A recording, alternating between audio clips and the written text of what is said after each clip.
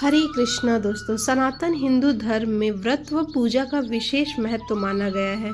ऐसे में आपने कई बार सोमवार व्रत का नाम भी सुना होगा, जो मुख्यतः कुंवारी लड़कियां अपने विवाह की आशा से भगवान शिव के नाम पर रखती हैं।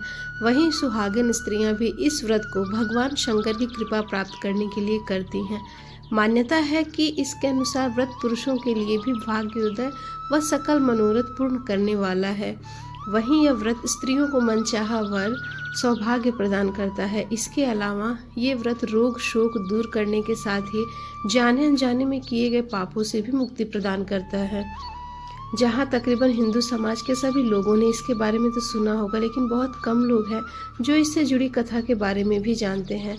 ऐसे में आज हम सोमवार व्रत की कथा से जानेंगे।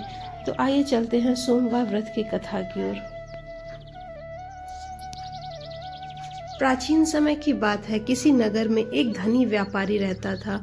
दूर दूर तक उसका व्यापार फैला हुआ था। नगर के सभी लोग उस व्यापारी का सम्मान करते थे। इतना सब कुछ संपन्न होने के बाद भी वह व्यापारी बहुत दुखी था, क्योंकि उसका कोई पुत्र नहीं था, जिस कारण अपनी मृत्यु के पश्चात व्यापार के उत्तराधिकारी की चिंता उसे हमेशा सताती रहती थी।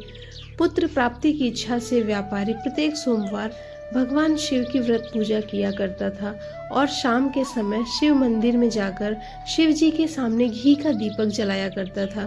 उसकी भक्ति को देखकर माँ पार्वती प्रसन्न हो गई और भगवान शिव से उस व्यापारी की मनोकामना पूर्ण करने का निवेदन किया। भगवान शिव बोले, इस संसार में सबको उसके कर्म के अनुसार फल की प्राप्ति होती है। जो प्राणी जैसा कर्म करते हैं उन्हें वैसा ही फल प्राप्त होता है। शिव जी द्वारा समझाने के बावजूद भी माँ पार्वती नहीं मानी और उस व्यापारी की मनोकामना पूर्ति हेतु वे शिव जी से बार बार अनुरोध करती रही। अंततः माता के आग्रह को देखकर भगवान भोलेनाथ को उस व्यापारी को पुत्र प्राप्ति का वरदान देना ही पड़ा। वरदान देने के पश्चात भोलेनाथ माँ पार्वती से बोले कि आपके आग्रह पर मैंने पुत्र प्राप्ति का वरदान तो दे दिया, परंतु इसका यह पुत्र 16 वर्ष से अधिक समय तक जीवित नहीं रहेगा। उसी रात भगवान शिव उस व्यापारी के स्वप्न में आए और उसे पुत्र प्राप्ति का वरदान दिया और उसके पुत्र के 16 वर्ष तक जीवित रहने की बात भी बताई। भगवान के वरदान से व्यापारी की खुशी का तो कोई ठिकाना ही न रहा, लेकिन पुत्र की अल्पायु की चिंता ने उस खुशी को नष्ट कर दिया। व्यापारी पहले की तरह सोमवार के दिन भगवान शिव का विधिवत व्रत करता रहा। कुछ महीनों के बाद उसके घर एक अति सुंदर बालक ने जन्म लिया और घर में खुशियां ही खुशियां भर गई।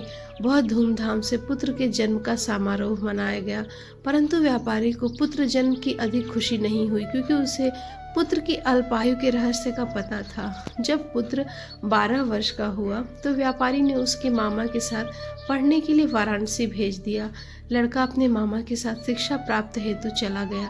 रास्ते में जहाँ भी मामा भांजे विश्राम हेतु रुकते, वहीं यज्ञ करते और ब्राह्मणों को भोजन कराते। लंबी यात्रा के बाद मामा और भांजे एक नगर में पहुँचे। उस दिन नगर के राजा की कन्या का विवाह था, जिस कारण पूरे नगर को सजाया गया था। निश्चित समय पर बारात आ गई, लेकिन वर का पिता अपने बेटे की एक आंख से काने होने के कारण बहुत चिंता था। उसे भय था कि इस बात का पता चलने पर कहीं राजा विवाह से इनकार न कर दे, इससे उसकी बदनामी भी होगी। जब वर के पिता ने व्यापारी के पुत्र को देखा तो उसके मस्तिष्क में एक विचार आया। उसने सोचा कि क्यों न इस लड़के को दूल्हा बनाकर राजकुमारी से विवाह करा दूं और विवाह के बाद इसको धन देकर विदा कर दूंगा और राजकुमारी को अपने नगर ले जाऊंगा। वर के पिता ने लड़के के मामा से इस संबंध में बात की। मामा ने धन मिलने की लालच में वर के पिता की बात स्वीकार कर ली।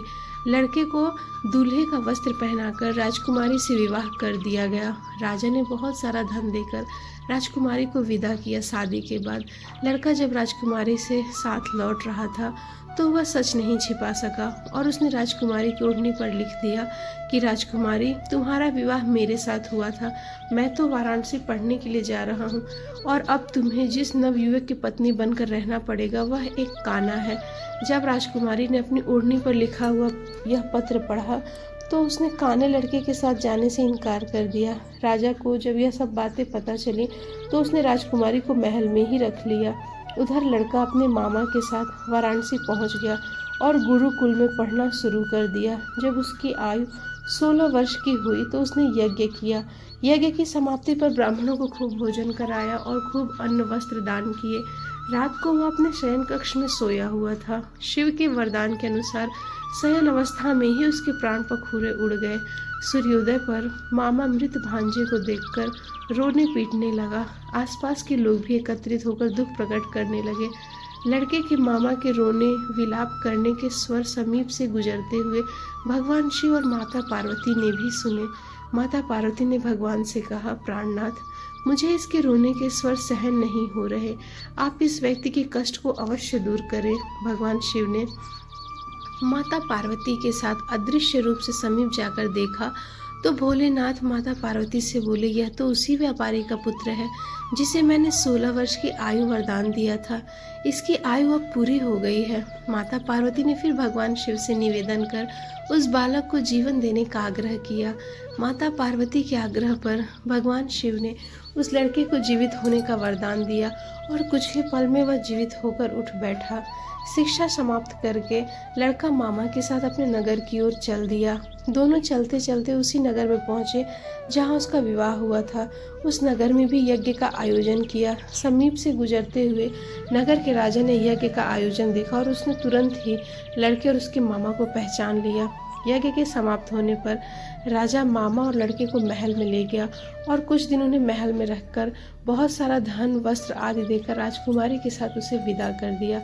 इधर भूखे प्यासे रहकर व्यापारी उसकी पत्नी बेटे की प्रतीक्षा कर रहे थे। उन्होंने प्रतिज्ञा कर रखी थी कि यदि उन्हें अपने बेटे की मृत्यु का समाचार मिला तो वे दोनों भी अपने प्राण त्याग देंगे। परंतु जैसे ही उसने बेटे के जीवित वापस लौटने का समाचार सुना तो वह बहुत प्रसन्न हुए। वह अपनी पत्नी और मित्रों के साथ नगर के द्वार पर पहुंचा। अपने बेटे के विवाह का समाचार सुनकर पुत्र वधू राजकुमारी को देखकर उसकी खुशी का ठिकाना न रहा। उसी रात भगवान शिव ने व्यापारी के स्वप्न में आकर कहा, हे व्यापारी, मैंने तेरे सोमवार के व्रत करने और व्रत कथा सुनने से प्रसन्न होकर तेरे पुत्र को लंबी आयु प्रदान की है। पुत्र की लंबी आयु जानकर व्यापारी बहुत ही प्रसन्न हुआ। शिव भक्त होने तथा सोमवार का व्रत करने से व्यापारी की सभी मनोकामना पूर्ण हुई।